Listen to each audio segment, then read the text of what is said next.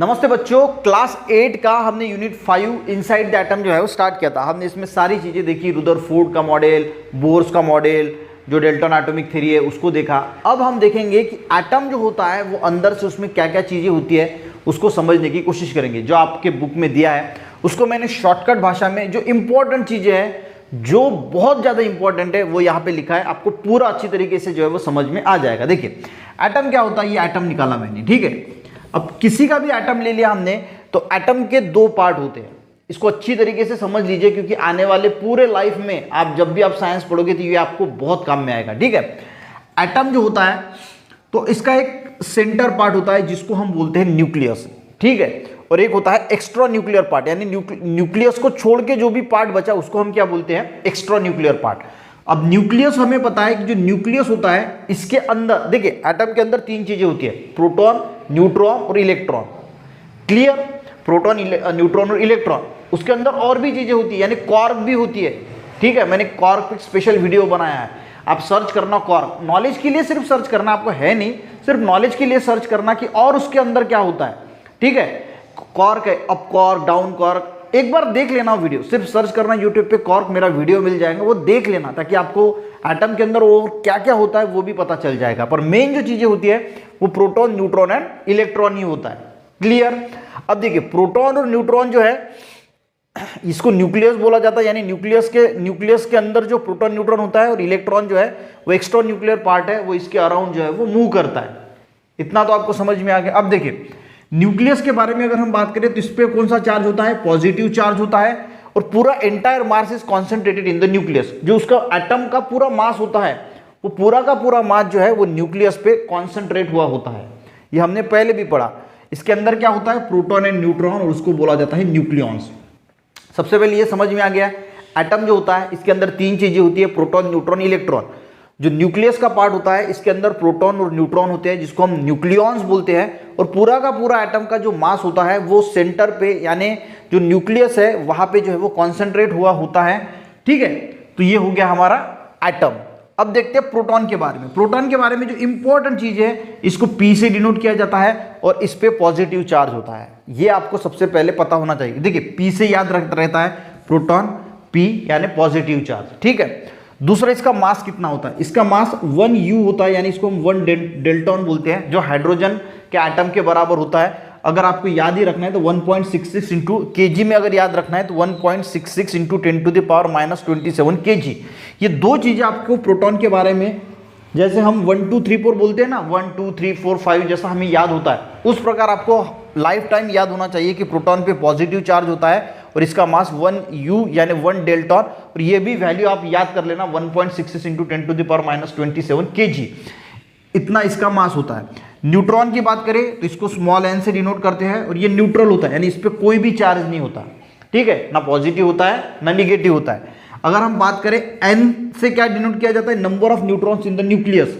अब न्यूक्लियस में कितने न्यूट्रॉन प्रेजेंट है वो हम n से डिनोट करते हैं, और इसका मास जो है वो 1U यानी 1 डेल्टॉन यानी प्रोटॉन के मास के बराबर ही होता है। तो देखिए हम इंपॉर्टेंट क्या है, प्रोटॉन पे पॉजिटिव चार्ज होता है, न्यूट्रॉन पे कोई चार्ज नहीं होता, प्रोटॉन और न्यूट्रॉन का मास सेम होता है। दो चीजें हमने समझ ली।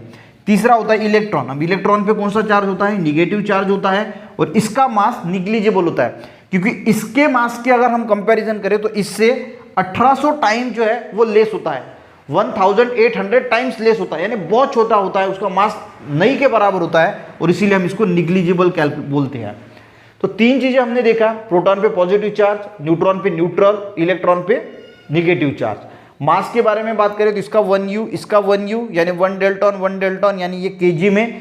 और इलेक्ट्रॉन की बात करें तो इस पे निग्लिजिबल होता है पर निग्लिजिबल बोलते हैं हम। निग्लिजिबल क्यों बोलते हैं, क्योंकि 1800 टाइम्स लेस उसका मास होता है than hydrogen atom. Hydrogen atom का भी इतना ही होता है, 1 डेल्टॉन। अगर आपका वेट, आपने वेइंग बैलेंस पे गए और आपको वेट दिखा 57.0003 kg, ठीक है, तो आप किसी को ये बोलोगे क्या कि मेरा वेट जो है वो 57.0003 kg है।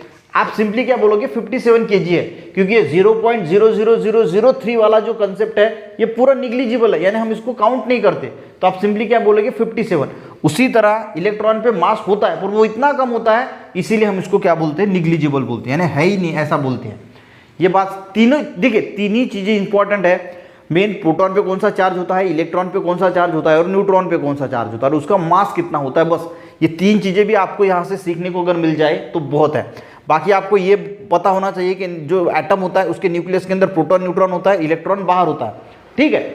अब दूसरा कंसेप्ट यहाँ पे आता है कि भाई मास नंबर, एटॉमिक नंबर, ये क्या होता है। देखिए अगर हम बात करें मास नंबर की, तो मास जो होता है यानी उसका पूरा का पूरा मास अलग है, वेट अलग है। इस पे मैंने बताया आपको कि मास और वेट में क्या डिफरेंस है, ठीक है।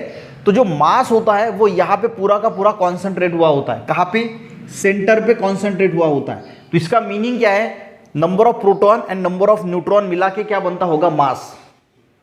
मास तो सेंटर पे होता है ना, तो सेंटर पे अगर मास है तो इसका मीनिंग कि मास में क्या आएगा, प्रोटॉन प्लस न्यूट्रॉन। तो हम जो बोलते हैं मास नंबर, हम ए से डिनोट करते हैं, कैपिटल ए से, और ये होता है प्रोटॉन पर न्यूट्रॉन का नंबर। और एटॉमिक नंबर की हम बात करें तो इसको जेड से डिनोट किया जाता है, ये होता है नंबर ऑफ प्रोटॉन। देखिए जितने प्रोटॉन होते हैं उतने ही इलेक्ट्रॉन होते हैं, जितने एटम में प्रोटॉन होते हैं उतने ही इलेक्ट्रॉन्स होते हैं, पर हम जो एटॉमिक नंबर लेते हैं वो लेते हैं नंबर ऑफ प्रोटॉन, यानी कितने नंबर ऑफ प्रोटॉन्स है उस हिसाब से हम बोलते हैं कि उसका एटॉमिक नंबर कितना है। क्लियर है। अब ये इसको कैसे डिनोट किया जाता है, देखिए हम ABCD लिखते हैं ना, ABCD याद रखने के लिए, और ये Z पे खत्म होता है, यानी A से स्टार्ट हुआ Z पे खत्म हुआ, तो इसका सिंबल है A और Z, ऐसे लिखा जाता है। A यानी इसका मास नंबर, Z यानी इसका एटॉमिक नंबर। अब यहाँ पे मैंने एक एग्जाम्पल लिया है, ये C जो है वो कार्बन को डिनोट करता है, 6 इसका एटॉमिक नंबर है, 12 इसका मास नंबर है। अब इससे हमें ये पता लगता है कि इसके अंदर कितने प्रोटॉन्स है, कितने इलेक्ट्रॉन्स है, कितने न्यूट्रॉन्स है, ये हम इससे बता सकते हैं। देखिए ऊपर का क्या डिनोट करता है, मास नंबर। मास नंबर कितना है इसका, 12 बराबर है, यानी प्रोटॉन प्लस न्यूट्रॉन की संख्या कितनी है, 12 है, यानी दोनों की मिला के यानी प्रोटॉन और न्यूट्रॉन के नंबर्स कितने हैं, 12 है, ठीक है। तो कितने प्रोटॉन्स है और कितने न्यूट्रॉन्स ये भी पता लगता है। इसका एटॉमिक नंबर कितना है, एटॉमिक नंबर यानी नंबर ऑफ प्रोटॉन्स, प्रोटॉन कितने हैं, 6 है, क्योंकि यहाँ पे 6 दिया है तो इसका मतलब है 6 है। नंबर ऑफ न्यूट्रॉन्स तो वो कितने आएंगे, देखिए प्रोटॉन प्लस न्यूट्रॉन मिला के होता है 12, प्रोटॉन की संख्या है 6, न्यूट्रॉन कितने हैं 12, तो 12 माइनस 6 अगर हम करोगे तो इसी यहाँ से मिलेगा 6, तो नंबर ऑफ न्यूट्रॉन्स कितने हैं वो भी है 6, और नंबर ऑफ इलेक्ट्रॉन्स कितने हैं तो वो भी 6 है, क्योंकि जितने नंबर ऑफ प्रोटॉन्स होते हैं उतने नंबर ऑफ इलेक्ट्रॉन्स होते हैं, तो वो भी कितने 6। सिंपल है, दो कंसेप्ट है, एक एटॉमिक नंबर, एक एटॉमिक का मास नंबर। मास नंबर यानी क्या होता है, प्रोटॉन प्लस न्यूट्रॉन, और जो एटॉमिक नंबर होता है वो होता है नंबर ऑफ प्रोटॉन, कितने प्रोटॉन्स है। तो बस ये लिखना है। तो इससे हमें ये अगर आप लिखोगे तो इससे हमें ये भी पता चलता है कि इसमें कितने नंबर ऑफ प्रोटॉन्स है, कितने नंबर्स ऑफ न्यूट्रॉन्स है और कितने नंबर्स ऑफ इलेक्ट्रॉन्स है। तो एटॉमिक नंबर्स यानी प्रोटॉन न्यूट्रॉन की संख्या, और जो एटॉमिक नंबर है वो यानी प्रोटॉन की संख्या। तो बस इतना आपको जो है वो अगर आप याद कर लेते हैं, समझ लेते हैं।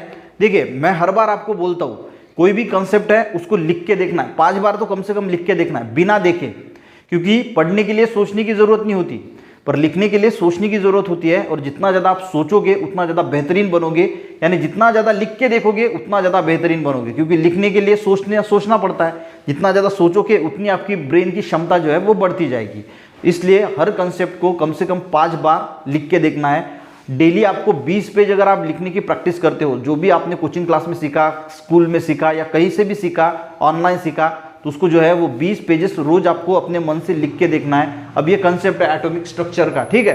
तो ये खत्म हो जाने के बाद, ये वीडियो जब खत्म हो जाता है तो ये वीडियो साइड में रख दीजिए, बुक लीजिए, एक पेन लीजिए, एक रफ बुक लीजिए, और उसमें आपको क्या क्या एटॉमिक स्ट्रक्चर, उसके अंदर एटम को निकालिए, इसके अंदर फिर प्रोटॉन न्यूट्रॉन होता है, इलेक्ट्रॉन राउंड होता है, प्रोटॉन पे, ये अपने मन से लिखने की कोशिश कीजिए, अपने मन से उसमें क्या क्या होता है, या एटॉमिक नंबर यानी क्या होता है, एटॉमिक मास नंबर में क्या क्या होता है, 2-4 एग्जाम्पल लेके देखिए, उसको सॉल्व करके देखिए, तब जाके आपका दिमाग जो अच्छी तरीके से काम करता है और आप धीरे धीरे जो है वो परफेक्ट बनते जाते हो। वीडियो हेल्पफुल रहा, एक लाइक जरूर करना, दोस्तों को भी शेयर करना, चैनल पर नए सब्सक्राइब करना। मिलते हैं नेक्स्ट वीडियो में, तब तक के लिए जय हिंद।